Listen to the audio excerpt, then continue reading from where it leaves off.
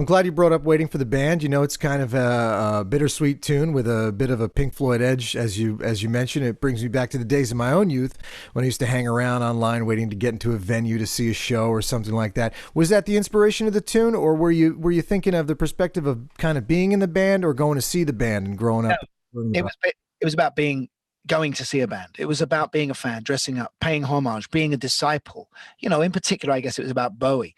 And so in the middle of the song, I decide I'm going to, you know, be less reflective and actually suddenly step into something like the Hammersmith Odeon, an auditorium in the early 70s, and the band come on stage, and that sort of happens musically. And I guess I took inspiration out of a band like 10cc, who would make a record like Art for Art's Sake or I'm Mandy Fly Me, and aren't scared to take left turns musically during a track and still keep it commercial.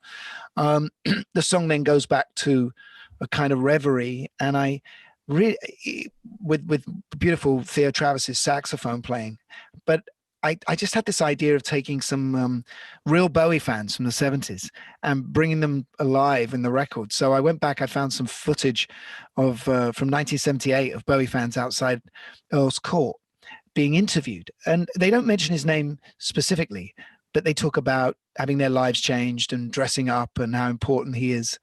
And I put them under them talking underneath the saxophone, and they just bubbled up like ghosts, and they gave me such a thrill to listen to, and I felt like I'd brought them back to life. In fact, I want to go and meet those people if they're still around. I've no idea who they are, but they're beautiful, and they're now alive on this new song. Very cool. Well, when my cousin Terry from New Jersey hears that song, she's going to definitely think you wrote it about her waiting to see you guys. Yeah.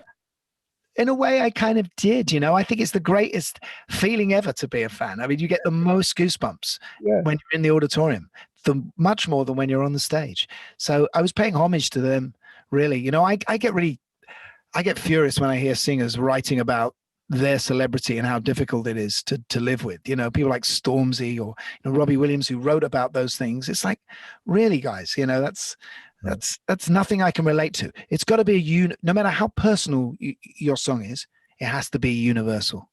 Gary, your writing is so sharp. You're obviously the hit writer for Spandau Ballet. And how is it different writing for yourself versus writing for the band back in the day? Well, it was less reflective when I was writing for Spandau and writing for Tony, and I think with the exception of Through the Barricades, I wrote everything music first. It was what's the tune? What's the tune? Then what's the title?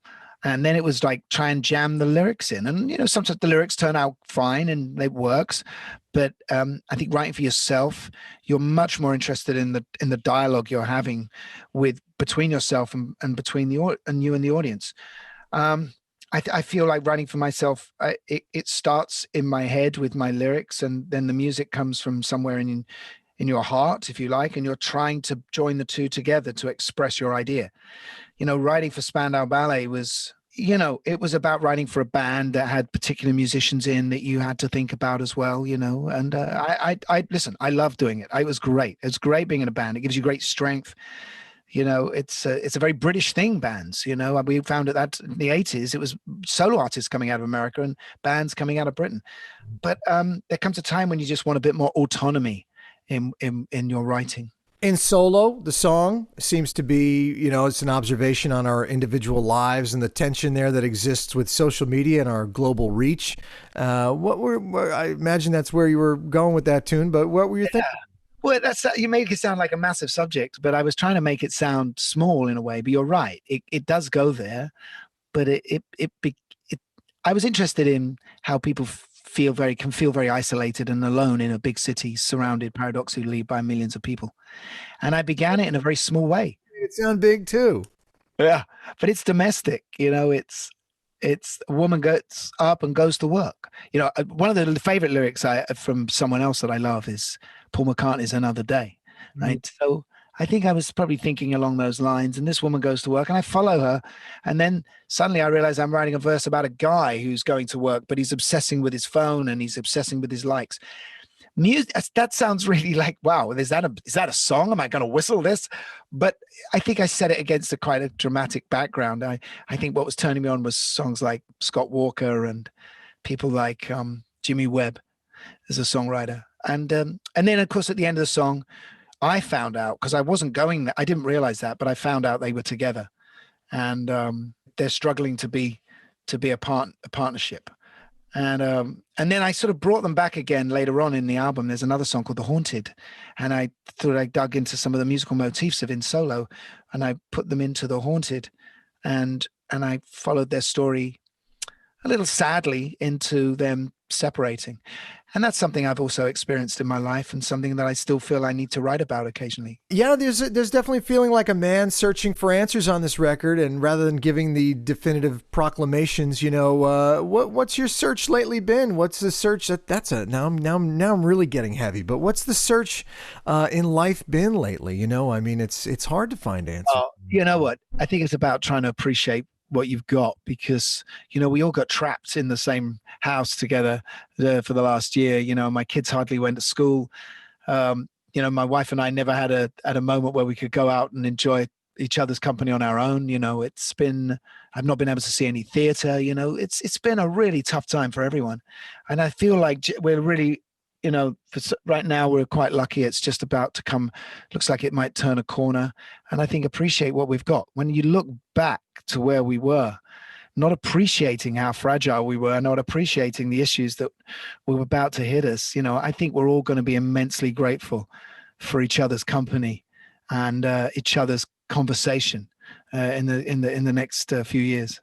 Yeah, absolutely. What do you think is on the horizon for you next? Carrying on with my podcast, which is called Rockonteurs, with which I do with Guy Pratt, who's a bass player from Floyd and Gilmore, and he plays in Saucerful of Secrets.